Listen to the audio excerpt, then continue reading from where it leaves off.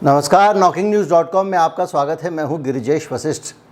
Amway पर मैंने video बनाया और उस पर काफ़ी लोगों की शिकायतें आईं। दर्शक जो हमारे हैं, नियमित जुड़े हुए लोग हैं, उन्होंने कुछ लोगों ने संपर्क किया, कुछ लोगों ने मित्रों के ज़रिए संपर्क किया और उनकी शिकायत ये थी कि एमवे पे जो आपने एपिसोड बनाया है उसमें जानकारियाँ कम हैं और ये लगता है जैसे कि आपको ज़्यादा कुछ पता नहीं है और आपने एक कुछ भी सरसरी टिप्पणी कर दी जिसके कारण बड़ा नुकसान हो रहा है और बड़ा हमारी इमेज पे असर पड़ रहा है, क्योंकि ज़्यादातर लोग जो एमवे से जुड़े हुए हैं, समाज में उनकी अपनी साख जो है उसका भी संबंध एमवे से है।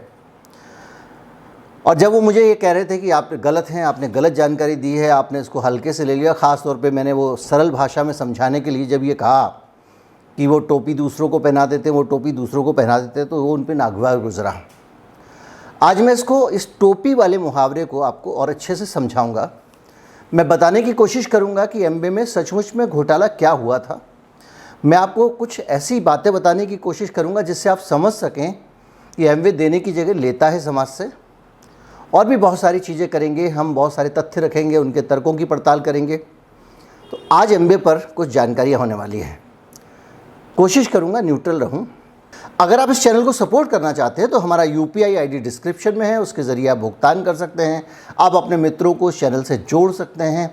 हम फेसबुक पे हमारे ग्रुप्स भी हैं, वहां आप जा सकते हैं और फेसबुक पे कई ग्रुप्स में हमारे वीडियो को आप फॉरवर्ड कर सकते हैं। और यूट्यूब पर भी आप हमको अगर सब्सक्राइब नहीं किया है तो ज़रूर कर लें और घंटी वाला बटन नहीं दबाया है तो ज़रूर दबाएँ, क्योंकि कुछ वीडियो मैं रेंडमली एक्स्ट्रा डाल रहा हूँ, वो आपको नहीं मिल पाते हैं अगर आपने घंटी वाला बटन नहीं दबाया। तो अभी बातचीत शुरू करते हैं।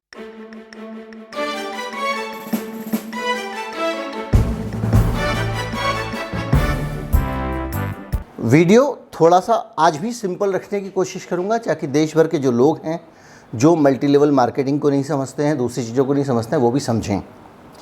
जब भी आप एमवे या किसी और कंपनी से जुड़ते हैं, हालांकि आज मैं सारा फोकस एमवे पर रखूंगा, तो आपकी जो यात्रा की शुरुआत होती है वो ऐसे होती है कि आपका कोई एक मित्र आपसे मिलता है और वो आपको बोलता है कि ये मैंने एक नया बिजनेस ज्वाइन किया है। और बहुत सारे मामलों में दोस्त आपसे मिलने से पहले, आपसे अपॉइंटमेंट लेने से पहले आपको बताना नहीं चाहता है कि मल्टी लेवल मार्केटिंग है या नेटवर्क मार्केटिंग है। वो आपसे मिलना चाहता है और कहता है कि मैं मिलने पर ही आपको बताऊंगा। और जब आप मिलते हैं तो वो आपको मल्टी लेवल मार्केटिंग के बारे में बताता है, जिसका निचोड़ जो होता है वो ये होता है कि आप होंगे, मैंने आपको डिस्ट्रीब्यूटर बनाया, आप आगे लोगों को डिस्ट्रीब्यूटर बनाएंगे और वो जो लोग डिस्ट्रीब्यूटर बनते जाएंगे और उनके नीचे जो लोग, वो लोग जिनको डिस्ट्रीब्यूटर बनाएंगे, तो उस तरह से जब जो लोग भी सामान एमवे से ख़रीदेंगे या सामान बेचेंगे तो उस पे जो मुनाफा होगा, उस मुनाफे में से एक हिस्सा आपको भी मिलेगा, आपके नीचे वालों का एक हिस्सा, और आपके ऊपर वाले को भी मिलेगा, उसके ऊपर वाले को भी मिलेगा। जो ऊपर वाले होते हैं उसको अपलाइन कहते हैं लोग, जो नीचे वाले होते हैं उसको डाउनलाइन कहते हैं। और ज़्यादातर मामलों में जब इसकी शुरुआत होती है तो इतना सरल तरीके से ये समझा देने से कोई आदमी फॉर्म नहीं भरता है।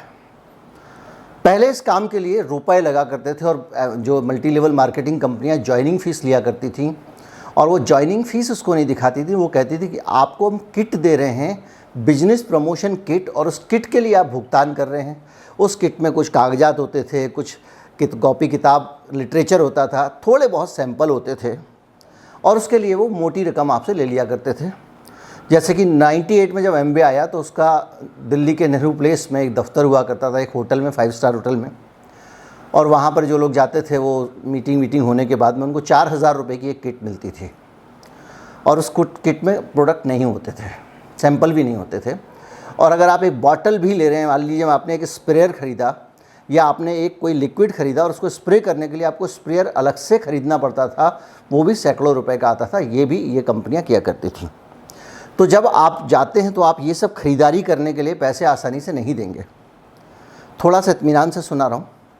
तो ये पैसे फिर आपसे कैसे निकाले जाएं, इसके लिए ये कंपनियां आपको तरह तरह के सपने दिखाती हैं और वो सपने ज़्यादातर आपकी अमीरी, आपकी शानदार ज़िंदगी, आपकी शानदार जीवन शैली के होते हैं। कुछ लोग वहाँ आते हैं, मंच पर खड़े होते हैं। पहले तो आपको एक कोशिश होती है कि एक कॉन्फ्रेंस में ले जाएं जहाँ 200-400 लोग खड़े हों। कुछ लोग मंच पर आते हैं वो मंच पे डींगे हाँकते हैं। वर्चुअली डींगे हाँकना शब्द एकदम सही है। वो बताने की कोशिश करते हैं कि कैसे वो विदेश यात्रा भी कर चुके हैं इसी धन से, कैसे उनका जीवन स्तर उठ गया है, कैसे वो थोड़े बहुत रुपए खर्च करते समय चिंता नहीं करते हैं। वो आपको ये बताने की कोशिश करते हैं कि वो ज़िंदगी में बहुत रईसी आ गई है उनके, और उसके ज़रिए वो आपको प्रेरित करते हैं। देखो ये आदमी था, ये 2 साल पहले इसने ज्वाइन किया था, आज ये इस लेवल पे पहुंच गया है। उसमें बहुत सारे लेवल हैं, डायमंड है, पर्ल है, एमरल्ड है, सिल्वर है, कि आप ऐसे ऐसे करके सीढ़ी करते हो ये कि 3 लेवल ऊपर पहुंच गया। और उसमें टारगेट्स होते हैं कि भाई अगर आपने इतना माल बिकवा दिया अपने ग्रुप में तो आपको ये उपाधि मिल जाएगी या ये लेवल मिल जाएगा। सुनने में डिस्ट्रीब्यूटर शब्द भी बहुत सम्मानजनक लगता है। अगर आप किसी और कंपनी के डिस्ट्रीब्यूटर बने तो आपको करोड़ों रुपए का इन्वेस्टमेंट करना पड़ेगा। तो आपको लगता है ये तो बढ़िया है, मैं लोगों से कह सकूँगा कि मैं एक महान कंपनी का डिस्ट्रीब्यूटर हूँ, इंटरनेशनल कंपनी है। और इसके अलावा बहुत सारी चीज़ें जो आपको आपके भविष्य का सपना दिखाती हैं, जो ईडी ने, इन्फोर्समेंट डायरेक्टरेट ने अपनी जो प्रेस रिलीज है उसमें भी जिक्र किया है कि लोग इस कंपनी का सामान इस्तेमाल करने के लिए नहीं खरीदते थे, उसकी क्या क्वालिटी के कारण नहीं खरीदते थे, वो अमीर बनने के लिए खरीदते थे। और वो अगर उस प्रोडक्ट की क्वालिटी के बारे में जानना चाहते थे तो सिर्फ इसलिए जानना चाहते थे कि अमीर बनने के लिए उनको ये प्रोडक्ट बेचना है, तो इसकी खासियत लोगों को बतानी होगी, इसलिए उस प्रोडक्ट की जो गुणगाथा थी वो याद कर लेते थे। अब मैं आपको बताता हूँ कि जब ये आप पूछेंगे कि भाई ये डिस्ट्रीब्यूटर को सबको आप इतना पैसा कैसे दे देते हैं, इतने परसेंट इस लेवल पे जाएंगे तो 6%, इस पे जाएंगे तो 9%, 12%, अलग अलग कंपनियों का अलग अलग हिसाब है, 18%, तो ये आप लोगों को इस चेन में कैसे दे देते हैं, इतने पैसे कहाँ से आते हैं? तो वो लोग आपको बताते हैं कि ये पैसे ऐसे आते हैं कि अगर आप एक नॉर्मल सिस्टम के ज़रिए देखें, यूनिलीवर, हिंदुस्तान यूनिलीवर या कोई और कंपनी है जो अपने प्रोडक्ट बेचती है, एफएमसीजी उत्पाद बेचती है, कुछ और बेचती है, तो वो कंपनी पहले अपने प्रोडक्ट बनाती है, फिर प्रोडक्ट बनाने के बाद में वो उनके चेन में एक नीचे के लेवल पे जाता है, डिस्ट्रीब्यूटर पे जाता है, फिर सब डिस्ट्रीब्यूटर पे जाता है, फिर रिटेलर पे जाता है। तो बीच में मुनाफा कमाने वाले 4-4, 5-5 लोग हो गए। इसके अलावा कंपनी एडवर्टाइजिंग पे पैसे खर्च करती है और बहुत सारी चीज़ों पर पैसे खर्च करती है, तब जाके उनका प्रोडक्ट बिकता है। तो जो उनके प्रोडक्ट में आधा दाम तो कोई अपने मन से फिर लोग डाटा बताते, कोई कहता आधा तो उसमें एडवर्टाइजिंग का ही पैसा होता है, इसका पैसा होता है। हमारा सिस्टम तो एडवर्टाइज नहीं करता, हमारा सिस्टम तो बीच में कोई मिडिलमैन रखता नहीं है, तो वो जो मिडिलमैन के पैसे हैं ना, वो ही हम आपको दे रहे हैं। ये कहानी वो आपको समझाते हैं। अब मैं आपको कुछ हकीकतें बताता हूँ, और वो हकीकत ये है कि ये जो एडवर्टाइजिंग की बात हुई है उसमें कुछ तस्वीरें आप देख लीजिए, और पूरी दुनिया में जहाँ जहाँ एमवे ऑपरेट करता है वहाँ पे बड़े से बड़े सेलिब्रिटी, बड़े बड़े से पॉलिटिशियन, इन्फ्लुएंसर्स को एमवे पैसे दे के हायर करता है। और भारत में ही भी गाहे बगाहे आप इनके विज्ञापन देखते होंगे, यानी विज्ञापन में भी पैसा खर्च कर रहे हो और अमिताभ बच्चन को हायर भी कर रहे हो आप तो कहते थे एडवर्टाइजिंग का खर्चा नहीं, डिस्ट्रीब्यूटर का खर्चा नहीं है, लेकिन ये जो 4, 6, 8 जितनी भी आपकी बनी हुई हैं अपलाइन, डाउनलाइन, इसमें जो पैसे का बंटवारा होता है ये किस चीज़ से होता है, कहाँ से ये पैसा आता है? ये डिस्ट्रीब्यूटर का भी ही पैसा होता है। तो अगर आप कल्पना करें और आप तुलना करें तो दोनों के दाम में ज़्यादा अंतर नहीं होना चाहिए। लेकिन ये कंपनियां जब आपको अपने प्रोडक्ट के बारे में बताती हैं, ये एक ट्रेनिंग प्रोग्राम भी करती हैं। कुछ ट्रेनिंग प्रोग्राम छोटे होते हैं, इनका जो जहाँ ऑफिस होता है, रीजनल ऑफिस, वहाँ पे लोगों को बुलाते हैं और वहाँ पे झूठी कहानियाँ भी कई बार सुना दी जाती हैं। एक अनुभव मैं आपको अपना बताता हूँ। एमवे का ओखला में ऑफिस हुआ करता था और वहाँ पे मेरे एक मित्र थे। मैं भी कभी बहुत सारे पैसे कमा चुका हूँ। 3 महीने में हमने लाख, सवा लाख रुपया कमाया था और उसके बाद हमें ये समझ में आया कि ये बहुत अनैतिक कारोबार है, ये आगे बताऊँगा। और हमने मल्टी लेवल मार्केटिंग को छोड़ दिया। ये तब की बात है जब एमवे भारत में आया भी नहीं था, जब जिनमें से ज़्यादातर लोग जो ऑब्जेक्शन कर रहे हैं मल्टी लेवल मार्केटिंग जानते भी नहीं थे। तो साहब जो है वो वहाँ पे जो लेडी ट्रेनिंग दे रही थी एमवे की, उन्होंने हमको कहा कि हम ये ऑफिशियली क्लेम नहीं करते हैं, लेकिन हमारे पास पंजाब से बहुत सारे डिस्ट्रीब्यूटर आते हैं जो हमारा ये जो प्रोडक्ट है, एक ऑर्गेनिक क्लीनर है उनका, एक उससे भैंसों को नहलाते हैं, और उन्होंने हमको बताया कि इससे भैंसों का दूध बढ़ जाता है। ये बात ट्रेनिंग में वो हमको कह रही हैं, लेकिन ऑफिशियली नहीं कह रही हैं, कि डिस्ट्रीब्यूटर बताते हैं, हमको नहीं पता, हमारा कोई क्लेम नहीं है। और उस कहानी को मैंने सुना कि बहुत सारे लोग जो वहाँ से ट्रेनिंग लेके आते थे, वो इस कहानी को लोगों को बताया करते थे कि पंजाब में भैंसों का दूध बढ़ गया है। और वो ये भी कहते थे कि लोग थोक में ये बोतलें पंजाब में खरीद रहे हैं ताकि भैंसों का दूध बढ़ाया जा सके। इस तरह की भ्रम फैलाने वाली जानकारियाँ समय समय पे समाज में बांटी जाती रही हैं। और अब सवाल इस बात का है कि ये प्रोडक्ट इतने बेहतरीन हैं तो कैसे हैं? एक बड़ा सवाल ये आता है। आपको कहा जाएगा कि हमारे प्रोडक्ट का नाम 10 गुना, 6 गुना, 8 गुना, 15 गुना इसलिए है क्योंकि दुनिया के ये सर्वश्रेष्ठ प्रोडक्ट हैं। आज के ज़माने में जब भी कुछ आप सर्वश्रेष्ठ बनाते हैं तो उसकी एक कीमत होती है। आप ऐसे ही दुनिया में बेस्ट नहीं बन जाते। आप अगर चाहें भी ना तो आप दुनिया में बेस्ट नहीं बन सकते हैं। उसके लिए कंपनियों को बड़ा मोटा पैसा खर्च करना पड़ता है, और वो पैसा खर्च होता है R&D पर, रिसर्च एंड डेवलपमेंट पे। अगर आपके 140 एमवे दावा करती है कि उसके पास भारत के मार्केट में 140 प्रोडक्ट हैं, और दुनिया भर के मार्केट्स में उसके पास असंख्य प्रोडक्ट हैं, यहाँ तक कि अमेरिका के मार्केट में इससे कई कई गुना प्रोडक्ट हैं, और कुल मिला के हज़ारों प्रोडक्ट मार्केट में एमवे के हैं। और कंपनी के किसी भी डिस्ट्रीब्यूटर से आप बात करेंगे, या उसके टीम लीडर से आप बात करेंगे, या उस कॉन्फ्रेंस में बात करेंगे, या कंपनी के दावे सुनेंगे, तो ये सारे के सारे प्रोडक्ट दुनिया के सर्वश्रेष्ठ प्रोडक्ट हैं, इसीलिए ये सबसे महंगे हैं। लेकिन जब आप इतने अच्छे प्रोडक्ट और इतने महंगे प्रोडक्ट और बेस्ट प्रोडक्ट बना रहे हैं, और जब आप महंगे हैं, तो आपने जाहिर बात है उनको डेवलप करने में कुछ खर्चा किया होगा, उसके आविष्कार में खर्चा किया होगा, तभी तो वो महंगे हैं। तो आप जब पता करेंगे कि एमवे का जो इन्वेस्टमेंट है, मेरे ख्याल से दुनिया में कोई भी ऐसी कंपनी नहीं है आज तक जिसके सारे के सारे इतने हज़ार प्रोडक्ट हों और सारे के सारे बेस्ट प्रोडक्ट हों। अब आप थोड़ा सा खोजबीन करते हैं और विकिपीडिया पर जाके कोशिश करते हैं, स्क्रीन पर आप देख रहे होंगे कि हमारे देश में या दुनिया में कौन ऐसा आदमी है जो R&D पे टॉप स्पेंडर है। ऐसी कौन सी कंपनियां हैं R&D पे जो टॉप स्पेंडर से सबसे ज़्यादा पैसे खर्च करते हैं। और आपको विश्वास होगा कि उसमें एमवे को ज़रूर होना चाहिए, क्योंकि अगर इतने पैसे खर्च कर रही है, इतने महंगे प्रोडक्ट हैं उसके, क्योंकि वो R&D पे इन्वेस्ट कर रही है, तो आप पाएंगे कि 2020 में टॉप 10 प्रोडक्ट में, टॉप 10 कंपनीज़ में जो R&D पे खर्च करती हैं, एमवे का नाम नहीं है। 2018 में टॉप 50 कंपनीज़ में इस कंपनी का नाम नहीं है। 2017 में टॉप 20 कंपनीज़ में इसका नाम नहीं है। 2014 में टॉप 20 कंपनीज़ में इसका नाम नहीं है। 2011 में टॉप 20 कंपनीज़ में इसका नाम नहीं है। ये विकिपीडिया पे उपलब्ध आंकड़ा है कि जो टॉप स्पेंडर्स हैं, और इसमें ऐसी बहुत सारी फार्मा कंपनियां हैं, बहुत सारी दूसरी कंपनियां हैं जिनके खर्चे दुनिया के टॉप 10 में, टॉप 20 में, टॉप 50 में हैं, लेकिन एमवे वहाँ नहीं है। यानी बग़ैर कोशिश किए, बग़ैर खर्चा किए कोई दुनिया के सर्वश्रेष्ठ प्रोडक्ट कैसे बना ले रहा है, ये अपने आप में विचार करने की बात है। हो सकता है इन्होंने बना लिए हों, मैं उसका खंडन नहीं करता हूँ। जब आप बात करेंगे इतने सारी चीज़ों पे, R&D मैं आपको बता दूं, रिसर्च एंड डेवलपमेंट होता है। जो लोग नहीं समझते उनके लिए सरल भाषा में समझाने के लिए टोपी वाली बात पे भी आऊँगा। वो ये होता है R&D, रिसर्च एंड डेवलपमेंट, कि भाई आप कोई नई चीज़ बनाते हो तो आपके पास वैज्ञानिक होते हैं, रिसर्चर्स होते हैं, वो निकालते हैं, बनाते रहते हैं कंपनी। अच्छा, ये चीज़ बनाई जा सकती है।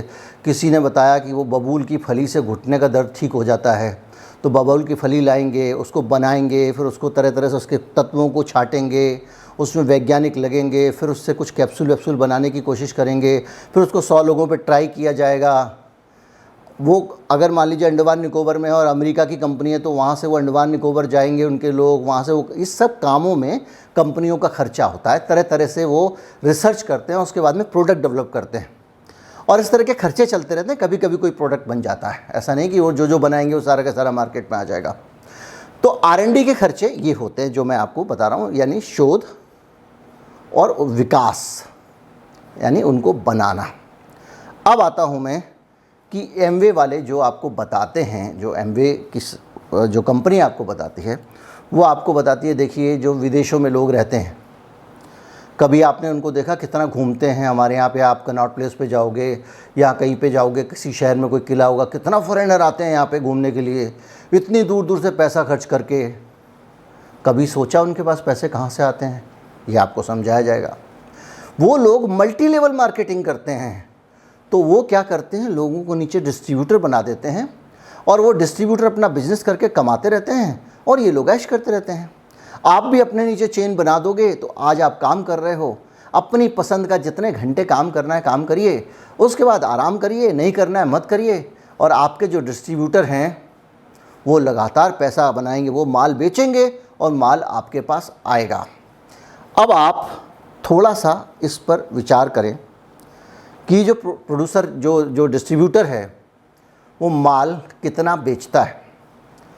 आपकी जानकारी के लिए बता दूं कि जब इतनी सारी जानकारी आपके पास आती है, ये हो रहा है वो हो रहा है, तो आपको जो डायरेक्ट सेलर्स होते हैं या जो डिस्ट्रीब्यूटर्स होते हैं, वो उनको डायरेक्ट सेलर्स कहता है, उनकी परफॉर्मेंस आप देखेंगे तो उससे आपको अंदाज़ा लग जाएगा।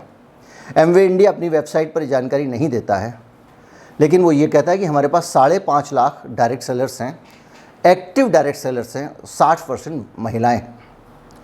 अगर शुरू से जितने लोगों को इन्होंने अपना डिस्ट्रीब्यूटर बनाया है या डायरेक्ट सेलर बनाया है, उस संख्या से आप 5.5 लाख की तुलना करें तो आपको समझ में आ जाएगा कि बहुत मुट्ठी भर लोग हैं जो सक्रिय हैं, बाकी लोग फेल हो गए। और इन सक्रिय लोगों में भी जो 5.5 लाख हैं, इसमें भी 3-4 लाख नए रंगरूट होंगे जिन्होंने अभी जिनको एमवे से जोड़ा गया है और जो इस आस में आए हैं कि मैं भी कुछ करूँगा, मैं भी कुछ बड़े बड़े सेमिनार, फिर वो दुनिया भर के सेमिनारों के वीडियो देखते हैं, तरह तरह के ड्रामे तमाशे होते हैं, उन वीडियो को देखते हैं, तरह तरह के सपने दिखाए जाते हैं। बड़े बड़े लोग, दुनिया के सेलिब्रिटी सपने दिखाते हैं, अमिताभ बच्चन सपने दिखाएंगे, पैसा ले लिया उन्होंने तो।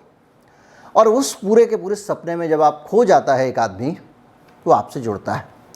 जब वो आपसे जुड़ता है, आपका डिस्ट्रीब्यूटर बनता है या कहें कि आपका डायरेक्ट सेलर बनता है, तो कंपनी बोलती है कि हम आपको सामान बेचने के लिए कह रहे हैं, हम आपको सामान ये नहीं कह रहे हैं आप अपने लिए ख़रीद लो। लेकिन जो आपका अपलाइन होता है वो आपको कहता है भाई तू सामान बेचने जाएगा तो कैसे बोलेगा कि ये सामान अच्छा है, तेरा अपना एक्सपीरियंस होना चाहिए। तो पहले तू घर में सामान इस्तेमाल कर, उसके बगैर कुछ नहीं हो सकता। अब वो बेचारा महंगा सामान जिसने 20 रुपए की बोरोलीन लगाई थी, वो आदमी हज़ारों की क्रीम लगा रहा है और गर्व से डिस्ट्रीब्यूटर कहते हैं देखा जी इसका लाइफस्टाइल बढ़ गया, इसकी जीवन स्तर बढ़ गया। और वो क्रीम लगा भी रहा है, कभी नहीं भी लगा रहा है, और वो क्रीम उनको उस फिर बेचने जाता है। अब वो अपने पड़ोस के 10 दोस्तों के पास में जाता है, अब 10 सहकर्मियों के पास जाता है और उनको कहता है कि ये क्रीम जो है, ये मैंने बहुत अच्छी क्रीम मुझे मिली है, ऐसी कंपनी है और मैं इसका डिस्ट्रीब्यूटर बन गया हूँ या मैं डायरेक्ट सेलर बन गया हूँ, आप ये वाली क्रीम खरीद लो, बहुत अच्छी है। मन महसूस के आदमी एक आध खरीद लेता है चेहरे का लिहाज करते हुए, और उसको वो फिर ये भी बताता है देखो मैं ऐसे जुड़ गया हूँ, आप ऐसे हवाई जहाज़ में यात्रा कर सकते हो, आप विदेश यात्रा कर सकते हो, आप मिलियनेयर बन सकते हो, ये सब कहानी वो भी उनको बताता है। फिर कहता है एक दिन मैं बुलाऊंगा अपने सर को, मेरे जो अपलाइन हैं वो आएंगे, वो आपको ज्ञान देंगे, 10-15 लोग इकट्ठे कर लो। अब जिसको वो सामान क्रीम बेच के आया उसको भी लालच आ गया, अरे यार ये तो बिजनेस कर रहा है, कल का लौंडा हम भी करेंगे। अब हम भी करेंगे के चक्कर में पता चलता है कि वो भी, उसने अपने पड़ोसियों को बुला लिया, अब उसने उनको भी बना दिया डिस्ट्रीब्यूटर। अब आती है टोपी ट्रांसफ़र वाली बात। जब आप डिस्ट्रीब्यूटर बनते हैं तो आपके पास इसके सिवा कोई रास्ता नहीं है कि आप अपनी उस इन्वेस्टमेंट को, उस रकम को वसूल कर सकें, और उसको वसूल करने का एक ही रास्ता है कि आप कुछ और लोगों को डिस्ट्रीब्यूटर बनाएं। आपके ऊपर वाला आपको प्रेरित भी कर रहा होता है, आपके ऊपर दबाव भी डाल रहा होता है, और वो चाहता है कि आप अपने कुछ और लोगों को इसमें जोड़ें और फिर वो और लोग सामान खरीदें, और उन और लोगों में से 4 सामान वो रखने के लिए खरीदते हैं। 4 सामान इसलिए रखते हैं कि बेचने जाऊंगा तो कुछ तो इन्वेंट्री होनी चाहिए। मैं उनको बोलूँगा साहब मेरे पास सामान नहीं, मंगवा के दूंगा तो बिकेगा नहीं बेटा, हाथ में सामान रहना चाहिए। तो इन्वेंट्री इकट्ठी कर रहा है। तीसरा सामान बेचने का तरीका और है। देखिए ये जो चीज़ें हैं इसमें सामान उसकी उपयोगिता और गुणों के आधार पर नहीं बिक रहा है, जो ईडी का ऑब्जेक्शन है। तीसरी चीज़, 30 तारीख आ गई है, महीना क्लोज हो रहा है। इस महीने के आपके बिजनेस का पूरा लेखा जोखा आने वाला है, और अगर आप सिर्फ 40,000 रुपये का या 30,000 रुपये का सामान और ख़रीद लें तो इसी महीने आप सिल्वर डायरेक्टर बन सकते हैं या एमराल्ड बन सकते हैं। आप सोचते हैं गुरु अब 40,000 की सेल में अपने ग्रुप में कैसे कराऊं? अपने डाउनलाइन को बोलते हैं भाई एक ऑर्डर तू डाल दे, एक ऑर्डर तू डाल दे। इस तरह से कोशिश करते हैं सब लोग कुछ ऑर्डर डल जाए, लेकिन लोग कहते हैं कि भाई मेरा तो टारगेट पूरा हो नहीं रहा, मैं क्यों ऑर्डर डालूँ? तो पता चला ये भाई साहब मंथ एंडिंग पे 30,000 रुपये का सामान उठा के घर पे चले आ रहे हैं, बिकता रहेगा। अब आपका डाउनलाइन सामान को नहीं लेगा, ध्यान रखिएगा, क्योंकि वो कह रहा है मैं कंपनी से लूँगा, मुझे पॉइंट भी मिलेंगे और मुझे उस सामान पे जो मुनाफा मिलना है वो भी मिलेगा। तो मैं आपसे सामान क्यों लूँ? मैं तो खुद डायरेक्ट कंपनी से सामान लूँगा। अब इसको इस बात की तसल्ली है कि इस बार मैं सिल्वर डायरेक्टर, एमरल्ड डायरेक्टर जो भी बनना था बन गया, कोई बात नहीं। फिर ये दोबारा कोशिश करता है और सामान इस्तेमाल हो नहीं पा रहा है। दुकान पे ये सामान बिक नहीं सकता कि किसी स्टोर पे आप रखवा दें। इस तरह की चीज़ें करते करते करते करते ये स्थिति बनी एमवे की कि एमवे ज़्यादातर सामान अपने ही डिस्ट्रीब्यूटर को टोपी पहना रहा था, और वो डिस्ट्रीब्यूटर मजबूर था इस बात के लिए कि वो दूसरे लोगों को भी इसमें शामिल करे, उनको माल बिकवाए, कुछ टोपी उनके सर डलवाए, तभी तो कारोबार बढ़ेगा। अगर मैं डिस्ट्रीब्यूटर बन के घर बैठ गया तब तो मैं अमीर नहीं बन पाऊंगा ना, मैं विदेश यात्रा भी नहीं कर पाऊंगा, मैं कुछ नहीं कर पाऊंगा। तो जो ऑब्जर्वेशन था इन्फोर्समेंट डायरेक्टरेट का, ईडी का, जो उन्होंने बाकायदा प्रेस रिलीज में लिखी है, वो यही था कि ये सामान बेचने वालों का नेटवर्क नहीं बना रहे थे, ये ऐसा नेटवर्क बना रहे थे जो बहाना तो सामान बेचने का था, 10 रुपये 20 रुपये का सामान, और उस पर 80 रुपया ऊपर से जुड़ा हुआ था, और ये खेल उस अतिरिक्त जो पैसा है उसके बंटवारे का खेल था, जिसमें ज़्यादातर माल खुद कंपनी कमाती थी। लेकिन ये सब लोग विदेश यात्रा का सपना, ये सपना, वो सपना, बहुत सारे सपने होते हैं, मैं यहाँ जिक्र करना नहीं चाहूँगा, वो वेगास का सपना दिखाते हैं। तो उस तरह के सपने जब आप देखते हैं तो उसमें आप उलझ जाते हैं। और इस तरह से जब आप बैठ के सैम्पलिंग करते हैं और हिसाब लगाते हैं तो पता चलता है कि इस कंपनी में ये कैसी नेटवर्क मार्केटिंग कंपनी है जिसका 70% सामान बाहर बिकना चाहिए। नेटवर्क मार्केटिंग कंपनी में जो आपने डायरेक्ट सेलर रखा हुआ है, उस आदमी को बाहर सामान बेचना चाहिए, उसकी जगह वो सामान अपने नेटवर्क में ही खपता जा रहा है, क्योंकि वो पहला सामान बेचने जाता है तो बगल वाले जो गुप्ता जी हैं या फूफा जी हैं या बुआ जी हैं, वो आपका सामान एक बार तो ख़रीद लेते हैं, दूसरी बार कहते हैं मैं ही डिस्ट्रीब्यूटर बन जाऊँ, उसको मुनाफा क्यों दूँ। और फिर जब वो डिस्ट्रीब्यूटर या डायरेक्ट सेलर बनते हैं तो आगे के लिए दूसरी टोपी तलाशने लगते हैं कि भैया किसी और को भी बना दो तो कम से कम मेरे सामान का खर्चा ही निकल आएगा, भले ही मैं विदेश ना जा पाऊँ। और ऐसा करते करते भारत में बड़ी संख्या में ऐसे लोग होते हैं, ऐसे फूफा जी होते हैं, बुआ जी होते हैं, अंकल होते हैं, ऐसे पड़ोसी होते हैं, ऐसे मिस्टर वर्मा, शर्मा, गुप्ता, सहयोगी हमारे कलीग्स होते हैं ऑफिस वाले, जो बन तो जाते हैं, बेचने के लिए सामान भी खरीद लेते हैं लेकिन बेच नहीं पाते हैं। और जो दुर्गति सबसे ज़्यादा आपकी डिस्ट्रीब्यूटर बनने के बाद ये होती है, कुछ समय में आपके ऊपर खपत सवार हो जाती है। सेमिनार, आपका बॉस, सारे लोग आपको इतने अच्छे तरीके से मोटिवेट करके रखते हैं, तथाकथित मोटिवेट, कि आपको सड़क पर चलता हुआ हर आदमी लगता है कि इसको मैं डिस्ट्रीब्यूटर बना दूं और मैं ऊपर पहुंच जाऊंगा।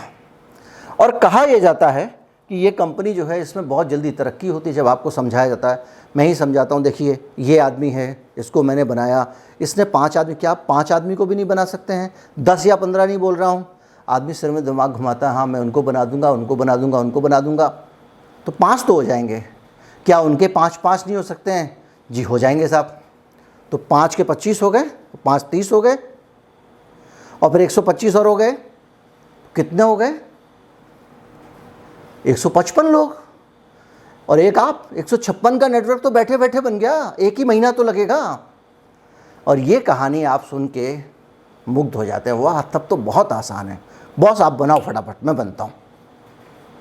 और इसके बाद आप उसका शिकार हो जाते हैं, सामान खरीदते हैं, आपके नेटवर्क में लोग सामान खरीदते हैं, बिकता किसी का नहीं है, इक्का दुक्का बिकता भी है, मैं ये नहीं कहूँगा नहीं बिकता, लेकिन वो बिकना 70% होना चाहिए, जो 30% भी नहीं है।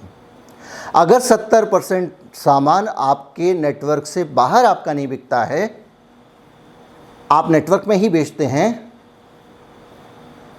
नेटवर्क में 30% सामान कुल बिकना चाहिए, तो ये पिरामिड स्कीम हो गई। फिर ये प्रोडक्ट सेलिंग नहीं बची प्रोडक्ट होते हुए भी। और एमवे के केस में यही तर्क लिया गया है। अब आप इस 70-80 के खेल से बाहर निकलें तो दूसरी दिक्कत और भी है कि सड़क चलते आप लोगों को पकड़ने लगते हैं, लोग आपसे कतराने लगते हैं, आपका सामाजिक जीवन खत्म हो जाता है। आपको कुछ बौद्धिक विमर्श की बात करनी चाहिए, कुछ समझदारी की बात करने आप चाहेंगे, रिश्तेदारी की बात करेंगे, किसी की तकलीफ़ों की बात करेंगे, उसकी जगह आप बैठ जाते हैं, भाई ये ख़रीद लो, इस कंपनी का ऐसा है, ये सोना है, चांदी है, हीरा है। और कई बार ये होता है कि वो आपको एक प्रोडक्ट देंगे कि वो बहुत बढ़िया ऐसा वैसा, और आप भी खरीदेंगे यार बहुत बढ़िया है, वो कहेंगे देखो मैंने लगाया था, मेरा हाथ बहुत नरम है, ये हाथ में लगाने वाला मॉइस्चराइजर है, जब आप हाथ में लगाते हो आपको फीलिंग आने लगे यार कुछ लग तो रहा नहीं है। अब कह रहा हो सकता है कुछ होता हो, हमको समझते ही नहीं होगा, तो हाई लेवल की क्वालिटी है। और इस तरह से आप भी प्रोडक्ट को गाते रहते हैं। ये सारी की सारी चीज़ें, अब आप डाटा पे जाएँ अगर एमवे के, तो एमवे कहता है कि उनके पास 60% महिलाएँ हैं डायरेक्ट सेलर जो हैं, और जाहिर बात है जिसमें कॉस्मेटिक और दूसरी चीज़ बिजनेस प्रोडक्ट इन्वॉल्व हों, उसमें महिलाओं के प्रोडक्ट भी हैं, उसमें महिलाओं के पर्स भी हैं, गजेट्स भी हैं, बहुत सारी चीज़ें हैं, महिलाओं के कुछ ऑर्नामेंट्स भी हैं हल्के फुल्के, कलर कॉस्मेटिक्स हैं, स्किन केयर प्रोडक्ट हैं, तो वो उसमें महिलाओं को शामिल होना ही होना है। तो एमवे साल भर में 18,000 सेशन आयोजित करता है ट्रेनिंग के। 18,000, ये मैं नहीं कह रहा हूँ, ये एमवे की वेबसाइट की इन्फॉर्मेशन दे रहा हूँ। 18,000 सेशन आयोजित करता है, 8 लाख से ज़्यादा लोग इनके सेशन अटेंड करते हैं। इतने बड़े लेवल पे ऑपरेशन चल रहा है। और उसमें एमवे ने अपना ई लर्निंग पोर्टल भी बनाया हुआ है जिसके ज़रिए भी आप सीख सकते हो। और 140 प्रोडक्ट हैं एमवे के भारत में। इसमें न्यूट्रिशन है, ब्यूटी है, पर्सनल केयर है, होम केयर है, कंज्यूमर ड्यूरेबल्स कैटेगरी है। और इसके अलावा इनकी 130 शॉप या डिस्ट्रीब्यूशन सेंटर हिंदुस्तान में बने हुए हैं, 119 जगह पे। 28 वेयर हाउसेस हैं जो 8900 अलग अलग जिप कोड्स को 8900 जगह पे प्रोडक्ट अवेलेबल कराते हैं। अब मसला आता है कि क्या ये अपराध है? एनफोर्समेंट डायरेक्टरेट ने मुकदमा कर लिया। भारत में पिरामिड सिस्टम चलाना अपराध है। अगर एमवे की एक्टिविटी प्रोडक्ट सेलिंग के बजाय पिरामिड सिस्टम वाली हैं तो ये दिक्कत एमवे के लिए होने वाली है। एमवे बच नहीं सकता है। दुर्भाग्य की बात यह है जो कंपनी भारत में ऑपरेट कर रही है वो उन्हीं नियमों को, उन्हीं तरीक़ों को अपना रही है जो भारत में, जो दूसरे देश में प्रतिबंधित हैं। यानी दूसरे देश में जो गैरकानूनी है उस चीज़ को वो यहाँ पे आपके ऊपर लागू करके निकल जाते हैं। और जब तक यहाँ पे उसको गैरकानूनी घोषित ना कर दिया जाए, मसलन की जॉइनिंग फ़ी अगर आप लेंगे, हर आदमी से आप पैसे लेंगे, किट के पैसे जो पहले लिया करते थे, जब वो अमेरिका में रोक है तो भारत में आप किट के पैसे क्यों लोगों से ले रहे थे? यानी आपको लगा कि जो गलत है भले ही यहाँ पे लागू नहीं है, लोग कहते हैं एथिकल कंपनियाँ हैं ये। अगर भारत में वो कानून लागू नहीं है भले ही, लेकिन गलत है तो गलत है ना, तो आप उसको नहीं लागू करिए, लेकिन आप उससे माल बना रहे थे। अंत में जाके भारत सरकार को रोकना पड़ा कि कोई भी कंपनी अब ज्वाइनिंग फ़ी नहीं लेगी, वरना ये फिर वो तो पिरामिड सिस्टम आ गया। अब सोचने की बात यह है कि ये पिरामिड सिस्टम, या इसको रेफरल मार्केटिंग कहें या मल्टी लेवल मार्केटिंग कहें या नेटवर्क मार्केटिंग कहें, ये क्या सही मायने में लोगों तक प्रोडक्ट पहुंचाने का काम करता है? क्या लोगों को प्रोडक्ट मुहैया कराता है? क्या लोगों को एक बेहतर प्रोडक्ट देने वाला नेटवर्क है? या ये नेटवर्क लोगों को अमीर बनाने, लोगों की ज़िंदगी सुधारने, लोगों को मालामाल करने के नाम पर लोगों को दिया गया प्रोडक्ट है? लोग प्रोडक्ट इस्तेमाल के लिए ख़रीदते हैं या व्यापार के लिए ख़रीदते हैं। भारत सरकार के इन्फोर्समेंट डायरेक्टरेट का कहना है कि एमवे के प्रोडक्ट लोग अमीर बनने के लिए ख़रीदते हैं। कई लोग इतने प्रोडक्ट ख़रीद लेते हैं जो उनकी अपनी क्षमता से बाहर होते हैं, और उन प्रोडक्ट को ख़रीदने के बाद कई लोग बर्बाद हो गए। आत्महत्याओं का भी जिक्र किया गया है। एक तर्क यह आता है, जो तर्क बार बार आ रहा है, और ये बहुत सारे जो लोग इस नेटवर्क से जुड़े हुए हैं वो समझ लें कि बहुत ख़तरनाक तर्क है ये आपके लिए। कहा जा रहा है कि कुछ लोग डिस्ट्रीब्यूटर ऐसे होते हैं जो अपनी तरफ से गलत कमिटमेंट करते हैं। टीम में और नेटवर्क में बहुत सारे लोग गलत कमिटमेंट करते हैं। उसके लिए ज़िम्मेदार कंपनी कैसे हो सकती है? कंपनी बेनिफिशियरी है, कंपनी उस पूरे नेटवर्क का संचालन कर रही है, इसलिए आप अपनी ज़िम्मेदारी से भाग नहीं सकते। और अगर आपके इस लॉजिक को बाई कर लिया जाए, आपकी इस बात पे भरोसा कर लिया जाए, तो कल से फिर आप डिस्ट्रीब्यूटर्स को भी गिरफ्तार कराना शुरू कर दीजिए। कितने लोगों को गिरफ्तार कराएंगे? 5.5 लाख एक्टिव डिस्ट्रीब्यूटर हैं आपके।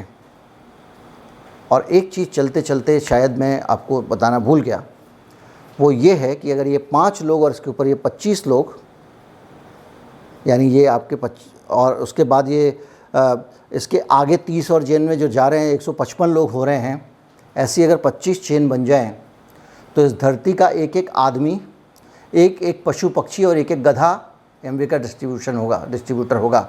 यानी ये 5 वाला फार्मूला चलता नहीं है, ये आगे जाके फेल हो जाता है। और वो जो जितने भी फेल्यूर हैं, उनके जो घाटे हैं, वो जो प्रोडक्ट ख़रीद ले रहे हैं, इस्तेमाल कर पा रहे नहीं कर पा रहे हैं, वो ही लोग कंपनी की समृद्धि का कारण है। जो स्मार्ट लोग हैं वो कुछ पैसे बना ले रहे हैं, लेकिन वही अगेन कितना नैतिक है ये आपकी नैतिकता तय करती है और आप खुद तय करते हैं। उम्मीद करता हूँ वीडियो आपको अच्छा लगा होगा। अच्छा लगा हो तो ज़्यादा से ज़्यादा लोगों तक पहुँचाएँ, चैनल को सब्सक्राइब कर लें। नेटवर्क मार्केटिंग के बिज़नेस को काफ़ी समझाने में कामयाब रहा हूँगा, और ये निश्चित मान के चलिए कि इस तरीके को बहुत सारी कंपनियां अपना रही हैं, कुछ इंश्योरेंस कंपनियां भी अपनाती हैं। ये इंश्योरेंस कंपनियां अपने यहाँ पे लोगों को रिक्रूट करती हैं और कहते हैं कि आपको हम नौकरी पे रख रहे हैं कि आप एजेंट्स को रिक्रूट करें। इनका अभियान चलता रहता साल भर, मतलब आप इनके भर्ती अधिकारी आप बनना चाहें अगर इस इंश्योरेंस कंपनी के लिए, तो बहुत मुश्किल काम नहीं, आप बन जाएंगे। और मकसद उनका यही होता है कि मैं इसको भर्ती अधिकारी बनाऊँगा। ये अपने आसपास के 4-5 लोगों को, अब टोपी शब्द इस्तेमाल नहीं करता हूँ, हमारी इंश्योरेंस कंपनी का एजेंट बना देगा। वो जो एजेंट है वो व्यक्तिगत संबंधों और व्यक्तिगत चीज़ों के आधार पर, पर्सनल रेपुटेशन पे, जैसे इन कंपनियों का सामान बिकता है, पर्सनल रेपुटेशन पे इनके प्रोडक्ट बेचेगा। प्रोडक्ट की रेपुटेशन पे नहीं बिक रहा है, वो पर्सनल रेपुटेशन पे बिक रहा है। वो जाके 10 लोगों का बीमा कर देता है। कई लोग शर्मा शर्मी में बीमा करा लेते हैं, कई लोग दया भाव से करा लेते हैं, कुछ लोग मित्र भाव से करा लेते हैं। अब हर आदमी का अपना कोटा, एजेंट तो बन गए बीमा एजेंट।